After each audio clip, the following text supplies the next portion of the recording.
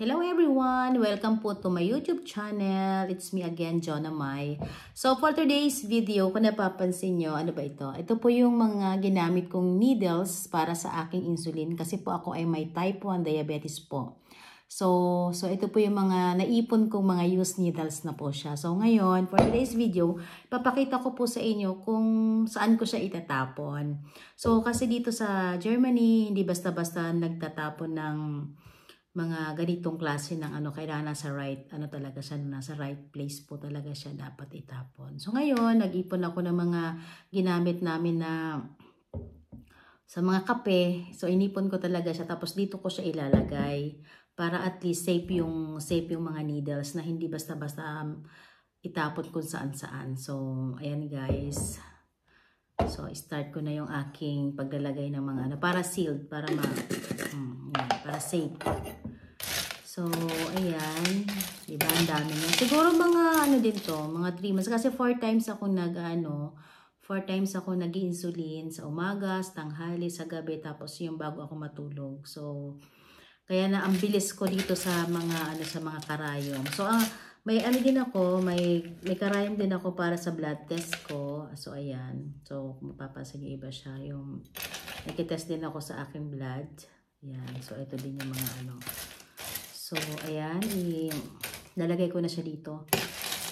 So, mahirap guys, may type 1 kasi control mo lahat yung mga kakainin mo. So, ano ba yung mga sign na paano ko nalaman na na may type 1 diabetes ako? Kasi nga unang-una yung ko lang po yung mga naging karanasan ko.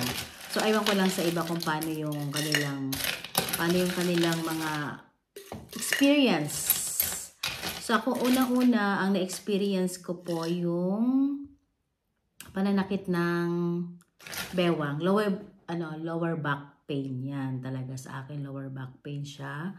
So, okay lang, hindi ko iniinda baka kasi ang trabaho ko po kasi is masahista. So, yun, hindi ko baka napagod lang ako or what. So, hindi ko siya hindi ko siya pinapansin. Tapos, the second is nangalay na yung aking nangimay na yung aking mga paa. So, yung mga paa ko, sobrang ngimay na siya. Lagi siya nagka-cramps. Tapos, lagi ko siyang gustong i-press. Gawa ng hindi na ako makatulog. Tapos marami na siyang sa mga paaba. Yun yung experience ko po yun yung experience ko. So hindi na siya okay. Kumbaga masakit na yung masakit na yung baywang ko, tapos diretso pa yun sa mga paa ko na nagka-cramps pa siya, tapos para may mga tumatakbo-takbo. Basta hindi siya okay na yun nararamdaman ko. Tapos pangatlo yung parang lagi akong pagod. Yan. Konting kilos lang, sobrang hingal na ako, sobrang pagod na ako. Parang yung mga napapansin ko, hindi pa rin po ako nagpa-check up kasi inisip ko baga lang. Tapos dumating yung time na sabi ko, ba't parang namamayat na ako na hindi naman ako nagda-diet.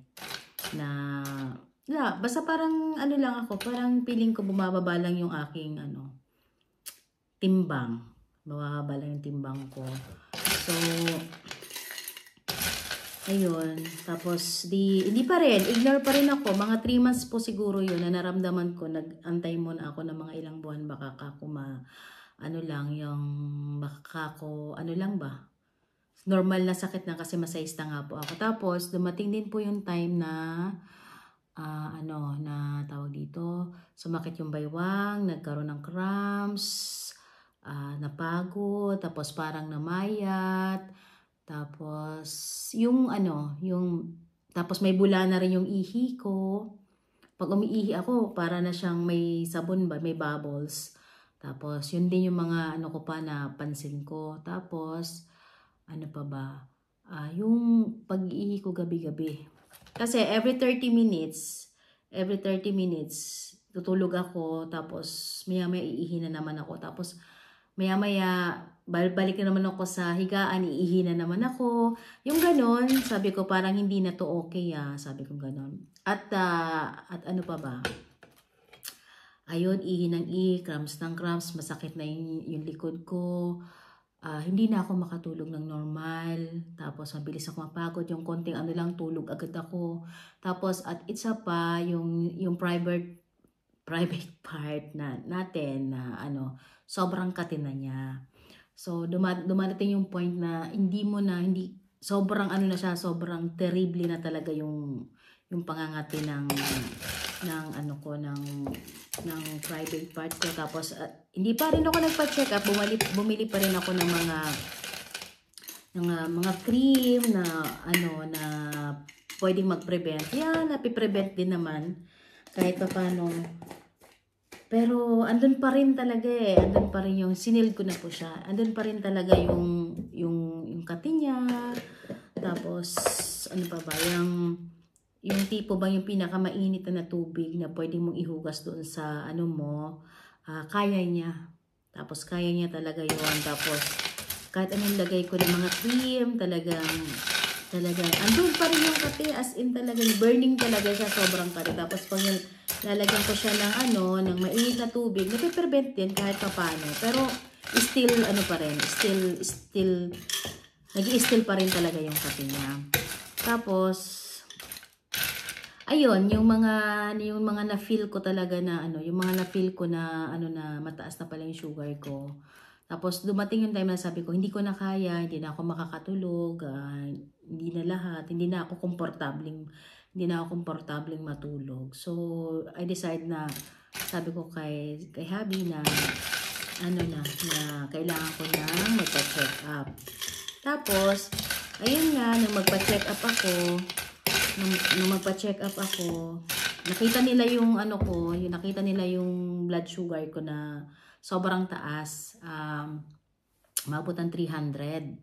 So, tinanong nila ako kung nag-almusal ba daw ako. Sabi ko, opo, nag-almusal ako bago ako pumunta dito. Kasi kung hindi daw nag-almusal, malamang mapunta na ako ng ospital. So, yun ang sabi ng doktor. Kasi ang taas daw ng aking sugar. So, ayun. Tapos pagkatapos nun, mga 2 days, tumawag ulit yung doktor na kailangan ko nang i-transfer sa yung pinaka-specialist na diabetes talaga. So, pagdating ko doon, so ramdam ko pa, binigyan din ako ng konting gamot, yung pang-diabetes nga na gamot. Pero siguro wala pang 1 week ko yung 1 week ko yung ininom. Tapos tinawagan ako ng doktor na kailangan ko magpunta sa specialista. And then doon sinabi nila na kailangan ko na daw mag-insulin. Sabi ko agad-agad, sabi ko gano'n, hindi pa pwedeng basta kailangan ko na daw agad mag-insulin. So hindi ko talaga ma-expect na gano'n agad yung ko, kasi feeling ko kasi healthy ako. Kasi mahilig naman ako sa mga prutas, mahilig naman ako sa mga gano'n. So hindi ko talaga expected yon na mag-i-insulin agad ako.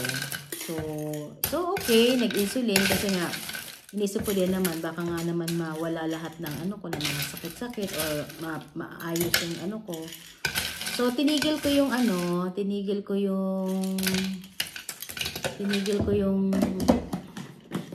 aking gamot. Tapos tinigil ko yung aking gamot. Tapos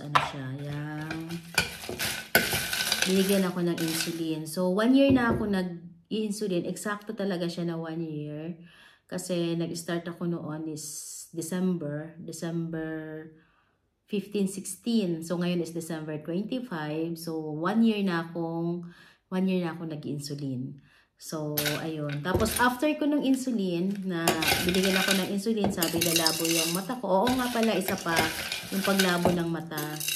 Kasama pala yun. So isa din yun sa ko na, pero parang nagbablard na yung paningin ko.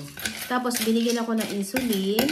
Pagkatapos ko ng ma-insulin, so I tried. Tapos lumabo bigla yung mata ko. Sabi niya ng doktor na pag nag-insulin, start ka ng insulin, magbablard talaga paningin mo. Oo naman, talagang totoo naman nagblard. Pero 1 week lang yung pagbablard ng paningin ko. Tapos nagpa-check up ako sa mata. So hindi naman daw apektado yung sugar yung mata ko. So okay siya, bumalik siya ng pagkalinaw. And then, pagkatapos nun, lahat ng sakit ko lahat ng naramdaman kong sakit doon sa sa sign ng diabetes ko, sakit ng balakang, ihi ng ihi, cramps, especially yung pangangatinga na talagang talagang tiniis ko yun, na sobrang pinaka-part na sobrang kating-kating na talaga. Alam mo, parang bigla na lang siyang nawala after ko mag-insulin. Kumbaga, mga 1 week before lahat nawala. Lahat ng sakit ng baywang, lahat ng mga cramps. Yung pag-ihi ko minsan sa magdamag hindi na ako nakakaihi. Minsan isang beses na lang ako nakakaihi. So lahat yon, nag-start ako ng insulin, lahat nawala ang aking lahat ng aking nararamdaman doon sa mga signs na yun nawala. So, nag-insulin ako. So, nung malaman ko yung ganun nga, yung situation ko, nag-diet ako, nag-low carb ako, talagang halos wala na, hindi na ako nakain ng rice. Nakain naman, paminsan-minsan pag may mga party, pero konti-konti lang talaga siya. Tapos, ayun, na-experience ko naman sa aking insulin na the more na nag-diet ako, yung sobrang tipid ko na sa pagkain, sobrang strict ko na sa pagkain, na hindi talaga ako palakain, tapos mga sugars, napansin ko na, na tumaba ako. Kasi dati ang kilo ko lang po kasi is nasa 63, ngayon nasa 73 na. Kumbaga sabi ko, bakit ganoon? Kung kailan nagda-diet ako, saka naman ako yung lalong lumulobo. So yun, nabasa ko sa Google na ang insulin pala is para sa akin, parang nakita ko lang na nakaka-gain pala siya ng weight. So, kahit anong diet ko talaga, sabi ko, halos pipino na yung pagkain ko. Araw-araw, pipino, itlog, tapos lahat. May kompleto naman, balanced diet. May konting carbohydrates, prutas, na avocado, gano'n. Lahat yan is talagang minanage ko yung diet, balanced diet ko. So, still na tumataba pa rin talaga ako. Yun, gano'n. Yung experience ko sa insulin. Pero lahat po nung lahat ng mga sakit-sakit ko sa mga katakatawan is So, parang nawala na din. Naging normal na yung life. Yung life ko nung nag-insulin ko. Yun nga lang, maging aware ka na lang talaga sa lahat ng mga kinakain mo na hindi basta-basta. Although wala naman sinabi yung doktor na ito, bawal. Kumbaga ako na rin lang yung nagbabawal sa sarili ko at nag-iingat. Kasi lumobo ako ng bongga. So ayan guys, yun lang yung aking experience nung nagka-type 1. At least din pala yung nalaman ko din na sa side ng mother ko, wala naman siyang diabetes. Tapos ako, sa side ng father ko andon. So, inisip ko na baka sa side ng father ko, doon ko nakuha yung pagkakaroon ko ng type 1. Pero sa side kasi ng mother ko, wala sa amin na diagnose na mataas ang sugar. Siguro mayroon man ngayon kasi nagawa ng mga kinakain. Pero sa aming mga relatives, walang ay siya may diabetes dati, wala. So, kaya yun. So ako pa lang nagkaroon ng sa side sa namin, sa side ng mother namin. So ayan. So far ito pa rin po gamutan, yan, ingat na lang sa mga pagkain. Tapos if ever man na may kain, magi-insulin po ako. So ganito lang. Ingat lagi. Tapos pag halimbawang may mga sobrang balance din po kasi nga pag bumaba din yung sugar mo, delikado din. So mayroon akong inaano agad na either naiinom agad ako ng Coke, ng cola, or Travis sugar na pampataas agad ng dugo. So lagi akong lagi akong handa lagi sa aking kinakain or ingat lagi. Tapos ngayon may sensor na ako. So, hindi na ako madalas magtusok-tusok ng aking, mga sugar, blood sugar, kasi may sensor na ako, Libre 3, yung gano'n. Tapos makikita mo na lang sa cellphone kung mataas or maano ba yung, yung sugar mo. So, yun, ganun guys. So, yun lang po ang aking maikling kwento for today's video. So, inipon ko siya mga 3 months siguro itong ko. So, ito ngayon, ito na yung, yung mga nilagay ko dito. Tapos saka ko siya itatapon So, ayan guys. Thank you for watching. It's me again, Jonah Mai. Bye.